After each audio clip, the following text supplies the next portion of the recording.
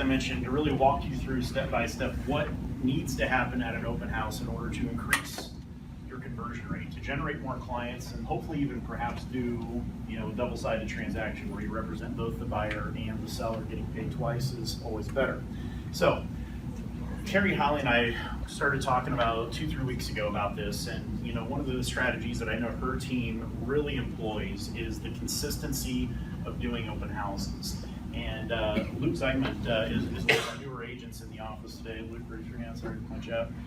But Luke came from a company where he had nothing to work from. He started completely from scratch, and within a very short period of time, through doing his own due diligence and research, really found some very strong strategies to grow his business, starting from nothing, using mainly open houses and cold calling through the phone book. So I may pick your brain a little bit, Luke, as well, because you got some great stories that you shared with me earlier last week. So today I really want to walk through what does that system look like with my clicker in my hand. So a lot of what we're going to do today, I'm going to be really just asking Carrie some questions and really picking her brain and figuring out what has worked. So what's involved, Carrie, if you had to say, what goes into your prep work when doing an open house? Okay, because so many of us, our strategy is put that status in the VLC and show up on Sunday from 1 to 3, take some flyers, and then hope we get lucky and somebody says, I want to buy this house. Mm-hmm. I think you can probably add a lot to that as far as maybe where do agents maybe miss the mark from a prep standpoint? What do they need to do to walk in there to be fully prepared? Well, I think we talked about it at the last meeting about market knowledge. One thing that my group is really, really good at is market knowledge. It's something that I demand of them, and just because of just where our office is located, it's very important that we are market experts in Carmel. So, and most of our listings are in Carmel, so they already have a basic market knowledge of the area, but before they go into an open house, it's really important that they know the neighborhood, they know the surrounding neighborhoods, they know what else is available in that neighborhood in particular. I list some custom builder spec homes, and so it's really important that they know what's going on in the building process, what else is available to be built in that neighborhood if they don't like that spec. So the real preparation is just knowing what you're selling and knowing that immediate area and what's going on in that area, because most of the people that are going to be coming through are within probably a few mile radius, and so they're going to say, where do you live? They're going to tell you where they live. You should probably know where that neighborhood is. What about when you say market knowledge, what are some specific pieces of information, such as, are you studying the days on market? Are you sharing that type of information if people ask or inquire about it? How are you dropping little nuggets of gold on people that really help them understand that you are the market expert, that you're not just some Joe Schmo real estate agent that's putting a sign in yard? What are some of those little nuggets that you're really walking into that that open house fully aware of? Well, I think that education on the current state of the market is important. Maybe giving them an education like, you're going out and looking at open houses and houses are selling quickly. Days on market in kind of the demographic that we deal with isn't as low as the lower price points. Some of the houses in the 7s and 8s kind of sit and collect dust, so houses aren't moving as rapidly as the lesser price points. However, we still sell to buyers that it's crucial to act quickly on houses because the market in general is still moving rapidly. I just don't tell them that it's moving a lot slower, in the 750 price point. So we talk about just the overall market knowledge. We also talk about availability, like where are you looking? School systems are usually the driver and where people are looking, and so there's limited, so you need to be in West Clay Elementary. Well, let's talk about the inventory available in West Clay Elementary in this price point. You've got like maybe 10 houses to choose from.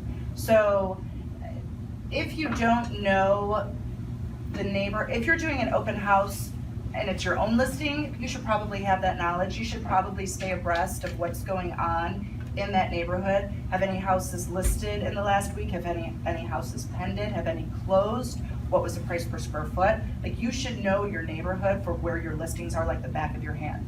If you're doing an open house for another agent and it's not your own personal listing, you should know what the average days on market are, what the price per square foot is. Is that house the largest house in the neighborhood? Is it in the middle? Is it the smallest house? Is this a great investment in the neighborhood because it's one of the least expensive and smallest? Is this one gonna need a little bit more work compared to others in the neighborhood? You should just know what's going on in the general vicinity. So when somebody comes in, you're just not a dumbass that they're coming in and talking to, like, I'm just holding an open house and I'm just here to say hi. I mean, like, you are selling yourself by showing how intelligent, informed, and knowledgeable you are about the house and what's going on in the market. Well, think about how much more confident you are walking into an appointment, whether it's a listing appointment or you're running an open house, and you have a full working knowledge of everything that's going on in that community, of what competition looks like, or there are new homes that you're competing with.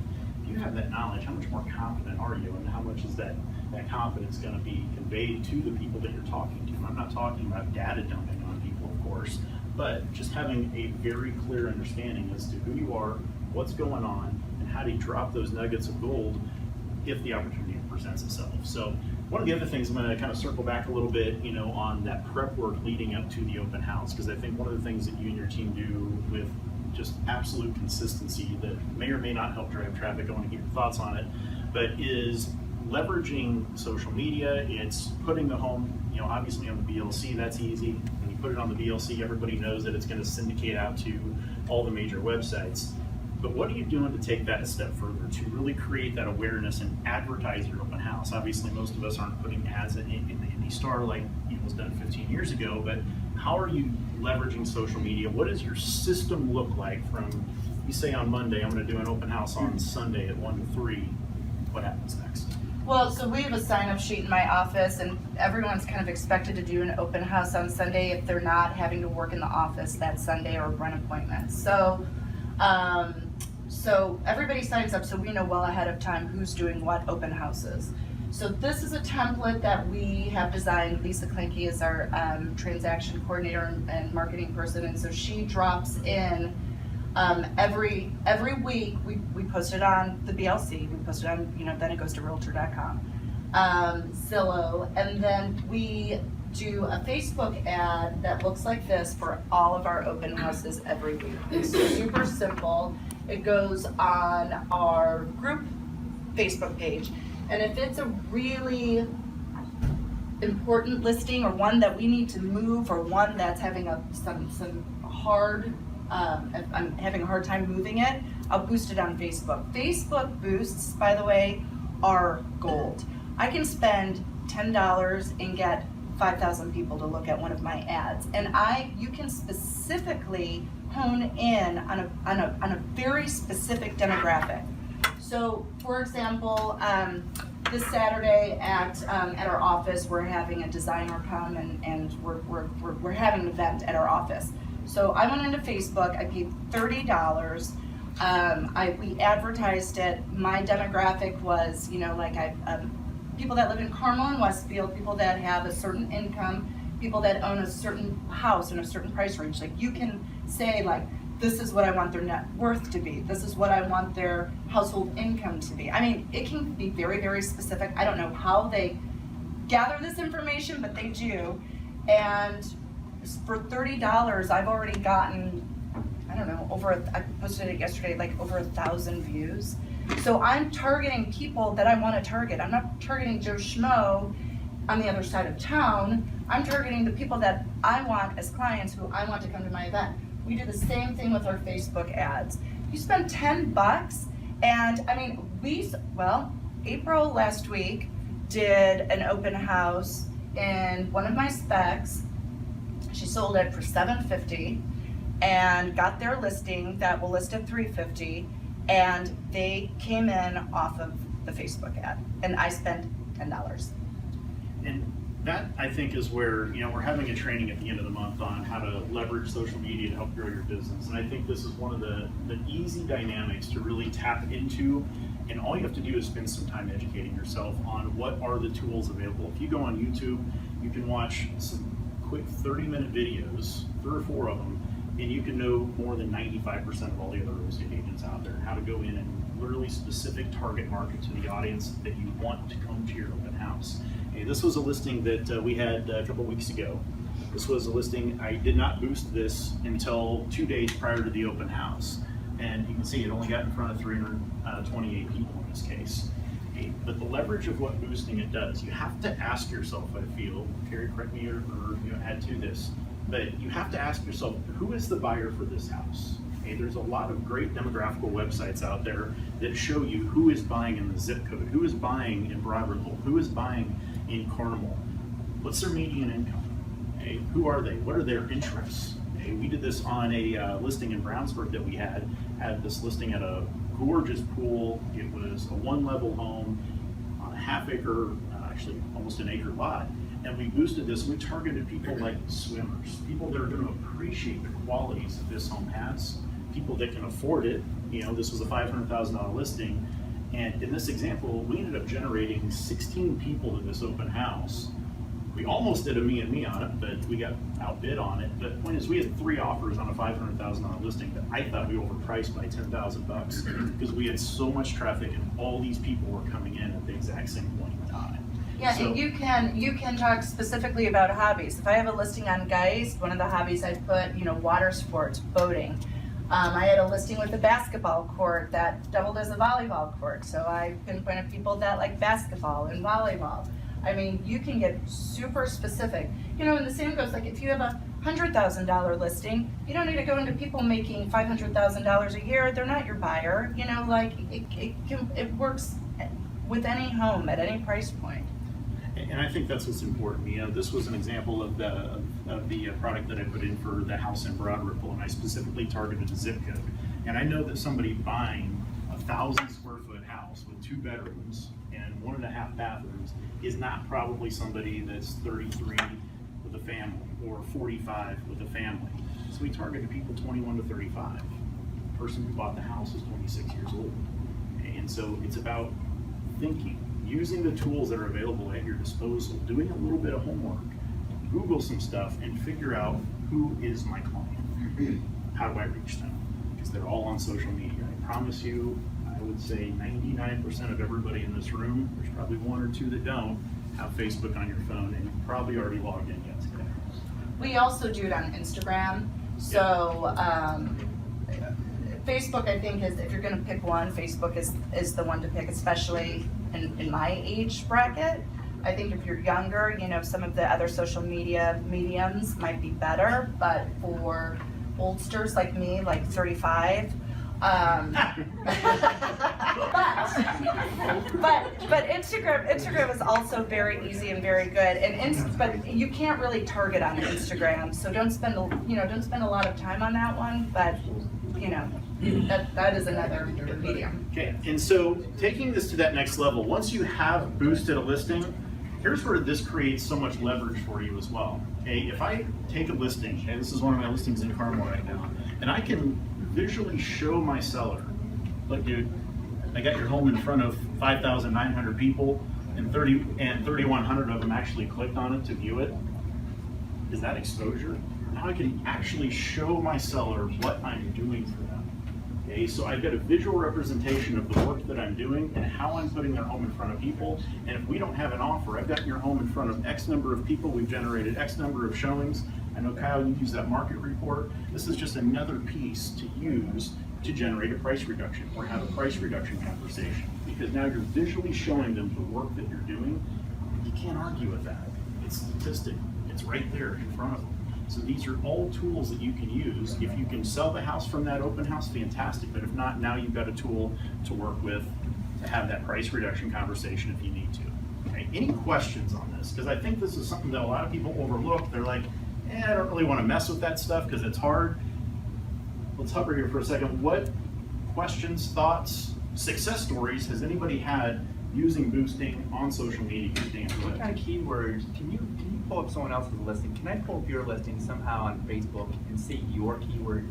Well, you should, because when I've not personally done it, but I know when I boost a post, I have to put in tags. So there's like a drop-down box, so you start to type in then, so I'll say Carmel, Indiana, real estate, decorating, like, you know what, there are all kinds of tags that you can attach to it.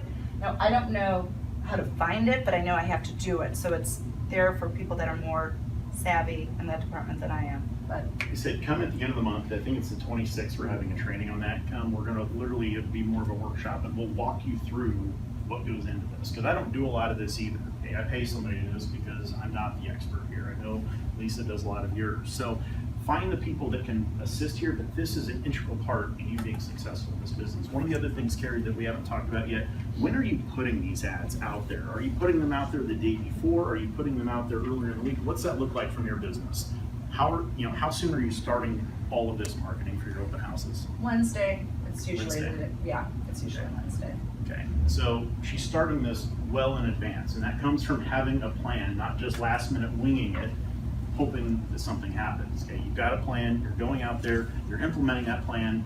I venture to say that's probably why you're getting the traffic that you're getting. You told me that you're generating 12 plus, in some cases 30 plus traffic for open house, right?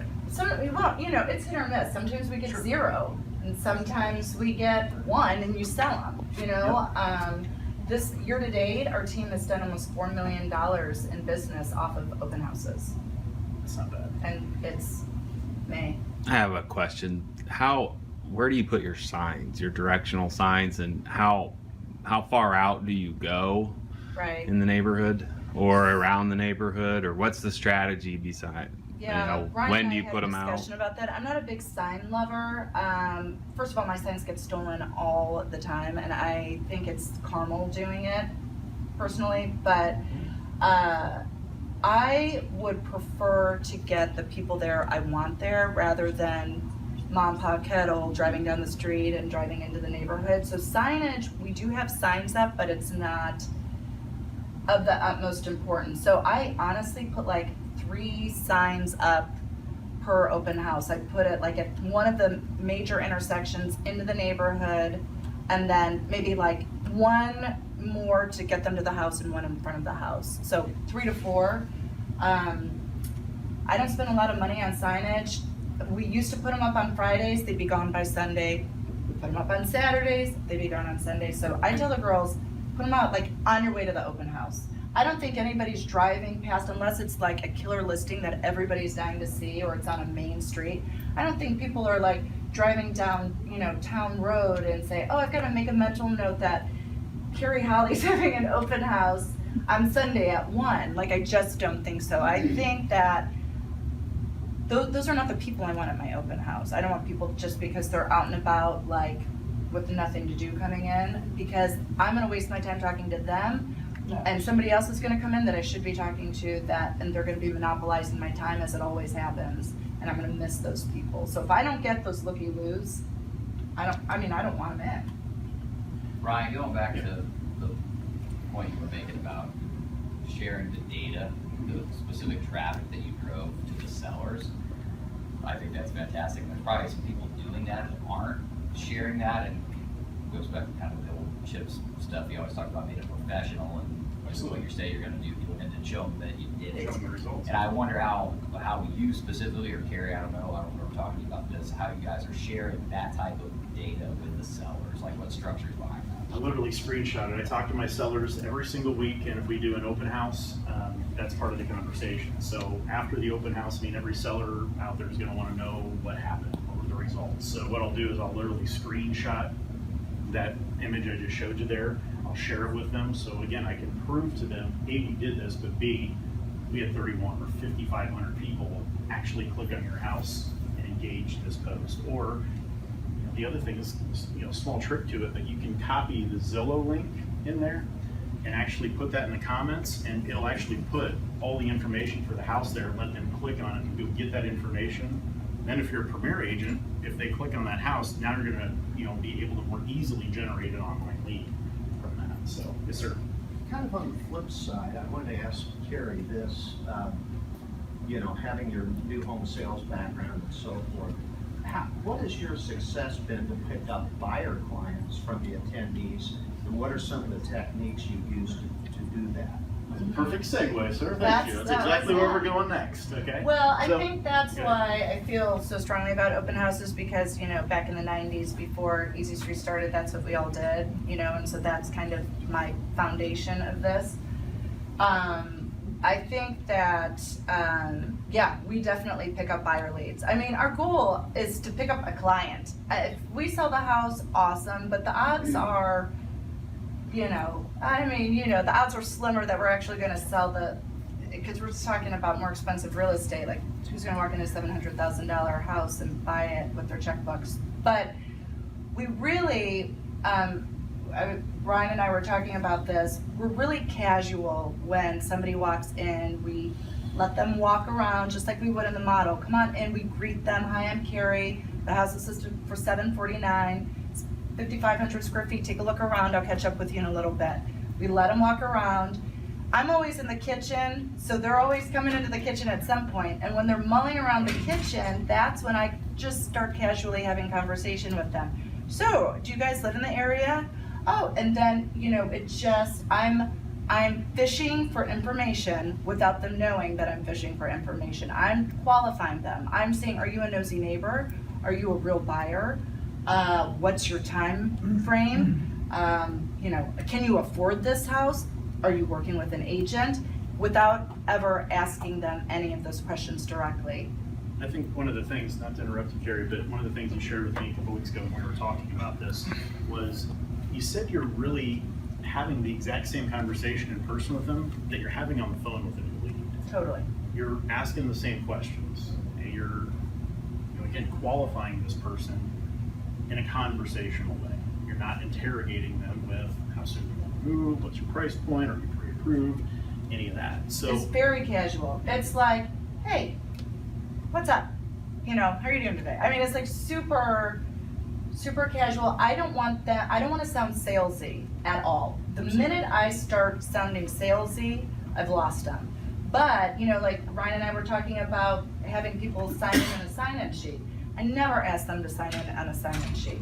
But it's really interesting how many of them are standing there talking to me for 10 minutes and grab a pen and start signing in without me ever having shown them the sign-in sheet, because my goal is to establish a rapport. I want them to like me and I want them to trust me. And that's how you do it. I agree. And so, you know, that brings up a, nuts and bolts point. I mean, are you taking, what are you taking with you to the open house? Are you taking collateral? Because Luke had a different perspective. I'm going to come to you in a second if you don't mind. But, what are you taking there to be prepared? A lot of us as salespeople feel that, we need to have this arsenal of collateral, take one of this, one of this, one of this. What are you taking there? How are you using those tools when you do take them? I take collateral, I have information about the house. Sometimes it's just the listing sheet and my business card and a legal pad of paper and a pen. I'm doing something very similar to that. Kyle, I'm good. The other thing, I'm in an open house probably 3 Sundays a month, and some of the hidden benefits I found, they can't help but talk to their neighbors and so forth, so I picked up a lot of listings just by the fact that I'll hold the house open. So there's that for me has been one of the biggest benefits of holding open houses. Not only does it placate the seller, but it also gives them, you've got a silent marketeer out there singing your praises because you were willing to do the open house. The other benefit is this, and I'm about to sell one that I've had on the market about 3 months in Lawrence Township, and it was a blinding glimpse of the obvious from the traffic in the open house. I try to ask them a lot of questions. What did you like? And at this point, since it's not selling, what didn't you like? And we've had this issue of the backyard being too small. Well, there are a lot of mature trees in the backyard, so he and I are starting to talk about spending $3,000 or $4,000 to remove a bunch of trees. And this one lady yesterday gave us the key, and she just said, I don't think you need to remove any of the trees, just take all the underbrush out, and the perception is going to be that the yard is much larger. So with that blinding glimpse of the obvious, we're now spending $500 to remove all the underbrush. It's being done as soon as the weather breaks, And I've already got somebody interested because it allowed me to remarket to everybody that had already shown the house that had that objection. So, But this is also Right. where market knowledge comes into play though, as far as if they don't like the house, getting buyer leads, because if they don't like the house, then you can have other suggestions for them. Have you looked at this neighborhood? Have you looked at this builder? Have you looked at the other house that's listed around the corner? No, no, no, no. Well, that's what we should do. Let's go take a look at it, you know? And then that's also a way to see if they're working with an agent. See, and that right there is pivotal. That is such a critical point. I wish I could steal this and claim this is my idea, but Justin Alase, one of our agents out in Vegas, shared this with me.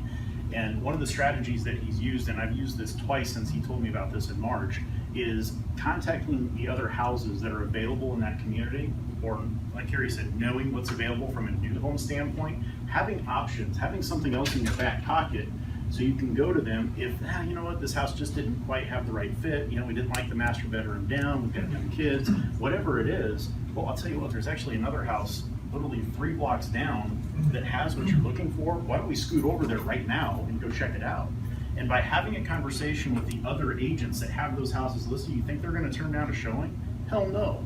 So call them in advance, let them know, hey, I'm doing an open house, but if I have somebody that's a good fit, can I get a window of time to go show your house for you?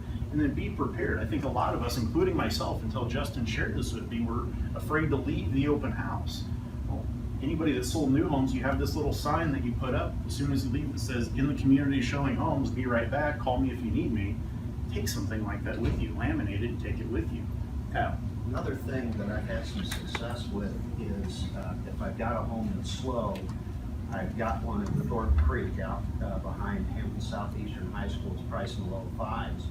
I called the other brokers that had listings in the neighborhood, and we had a neighborhood open house.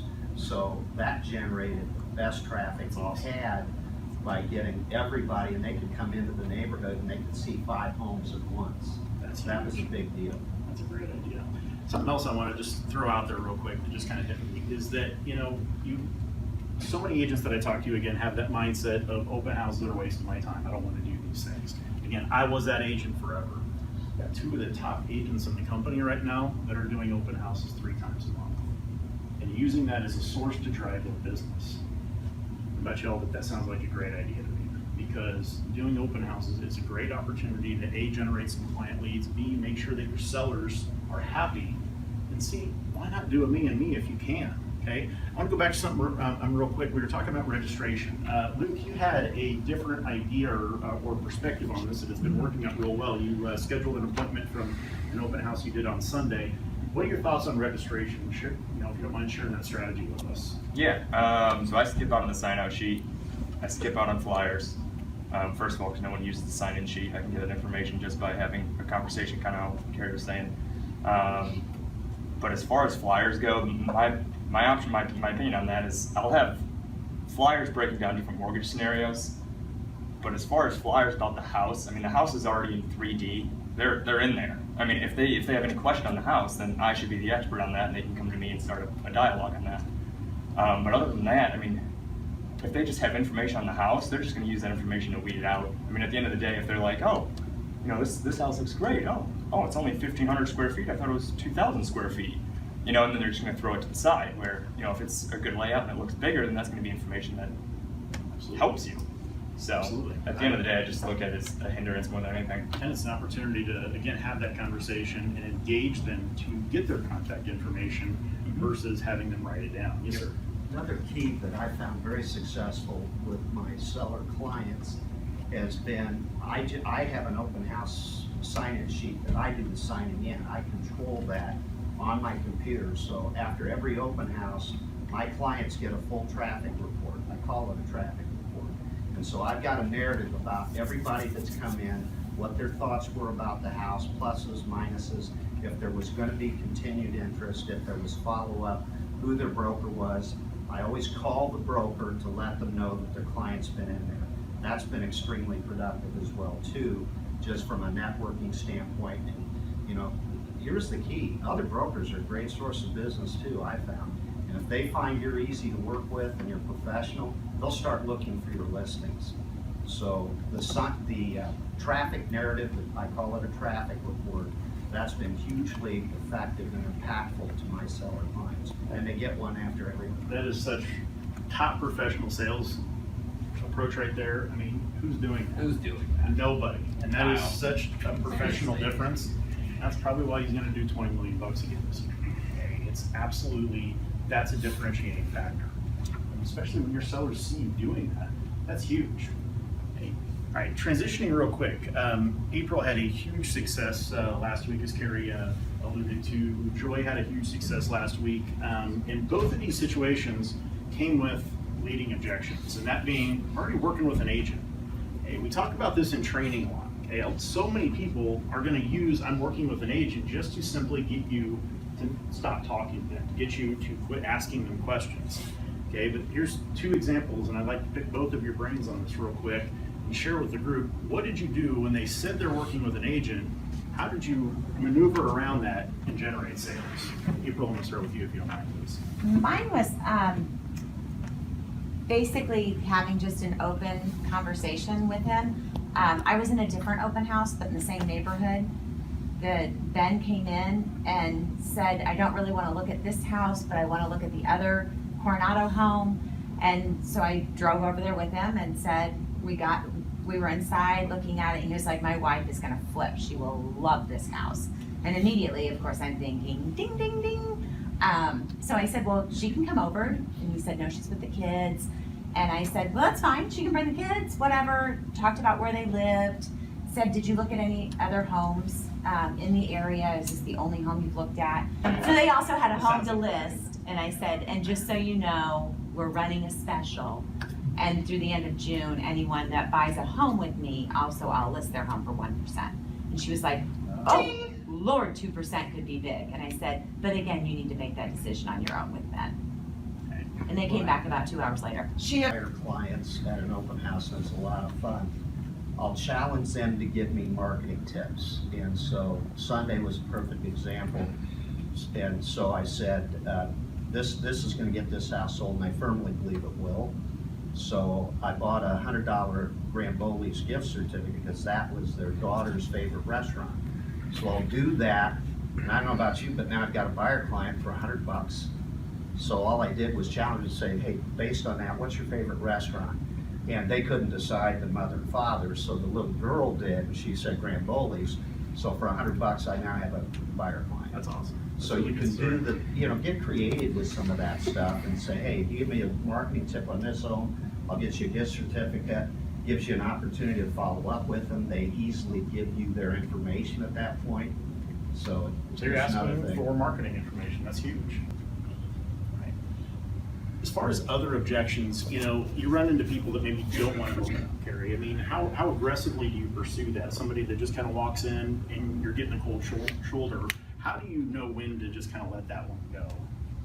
I just think it's normal social skills. I mean, if somebody doesn't want to talk to me, I'm not going to force myself on them. I try to be as casual and friendly and non-salesy as possible. And Sure. if there are some people that are just very, very shy, and so you just let them go. And thanks for coming, and let me know if I can help you with anything in the future. And I mean, there's some people that you're just not going to be able to communicate with, and that's okay. Okay.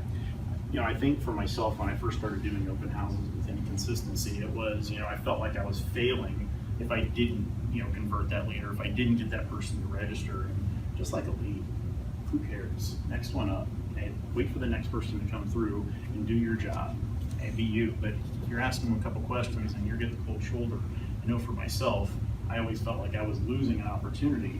Now, don't worry about it. Okay? But if you're doing your job, and I think the takeaway from today is, be prepared and have a plan. I would encourage anybody and everybody in here that if you're not doing open houses with any consistency this time of the year, consider it, please, because there's people out looking at homes. I've not had an open houses here with less than 5 people through. That's a lot of opportunities to generate business. Okay? And you're appeasing your sellers as well. Even if you have a house that's, maybe not sold, they see that you're actively doing something, being proactive, working to get their home sold versus doing what every other real estate agent does, put a sign in the yard, put it on the MLS, and pray somebody else does your job for you. Okay? Okay, so be proactive. Please consider doing this. And I think one of the biggest takeaways is have a plan once somebody does walk in the door. And again, I think it goes back to these 4 questions right here, because you're just having a conversation with them. Okay? And no, you're not trying to step on toes, but if they give you a brush off of, oh yeah, already working with somebody, that's cool. Tell me a little bit more about what they've shown you. It's worked for you so far. Well, we don't really know them. Okay? Because inevitably something like that's going to come out. Because again, statistically speaking, the average person buying a house is talking to 6 of us on the phone, and they're going out and looking at homes with 2 of us. And unless they've signed an agreement, I hope you win that battle. That's the only way you get paid.